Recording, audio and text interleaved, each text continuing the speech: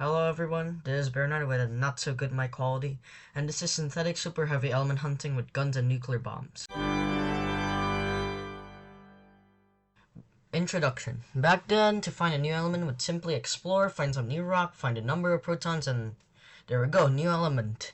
Now we shoot scientific guns, gamble scientifically to get a new radioactive element that will kill you with more exposure and use nuclear bombs for more elements. How did we get to this point?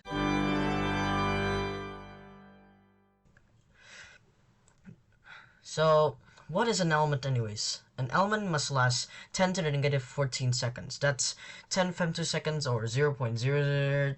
There's basically like 13 zeros between this 0 and this 1 seconds. And what number element is like based on the proton atomic number or atomic number. So as you can see, hydrogen here, it has 1 proton, so that's the proton number, and that's what element it is. It's element 1. The stability of an element can be affected by the neutron number. It does not define an element, it just affects the stability and what isotope it is. Now, a cool fun fact, every element with a proton number above 82, which is lead, is unstable, with the only unstable element having a proton number below 82, being technetium and promethium. It's kind of a weird name. What I mean by unstable here is like no nuclide is stable. Not because like every element here has different like nuclides, which means different proton and neutron numbers. Like different, basically it's just different versions. Now, to give you an example of how the neutron affects the stability, this is carbon 12 versus carbon 14 with the image source being me.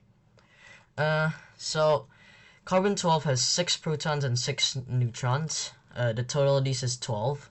This means the atomic mass. And as you can see, there's no mass imbalance, so it's stable. But carbon 14, it's not so stable. And one of the neutrons will eventually, at random, turn into a proton, and for that, like proton and then negative charge, positive charge, negative charge, it'll spew out just a dangerous electron. So as you can see, the neutron number affects the stability. One is stable while the other decays through beta minus decay.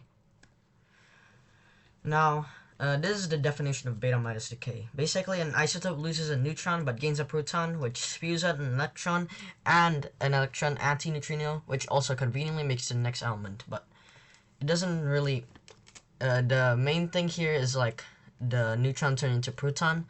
The electron antineutrino, it's basically doesn't affect anything, and this one actually affects stuff.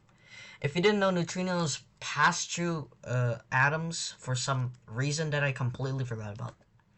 Now, this is how beta minus decay was being abused. It was used to make new elements by adding a neutron to 92 uranium, then waiting for beta minus decay to happen to that neutron, which would turn it into a proton, and turns it into 93 neptunium, the 93rd element. And then you can also add a proton and a neutron to uranium, which causes beta minus decay to happen, which makes the element gain 2 protons in total, making element 94 plutonium. Now, some cool fun facts about those elements. An Italian scientist named Enrico Fermi tried to make neptunium, element 93, but he instead discovered nuclear fission, making the nuclear bomb. He got pretty lucky though, so the Nobel Prize still counted. He got the Nobel Prize for making that new element, but turns out it wasn't a new element. It was discovered to be nuclear fission. He split an atom in half.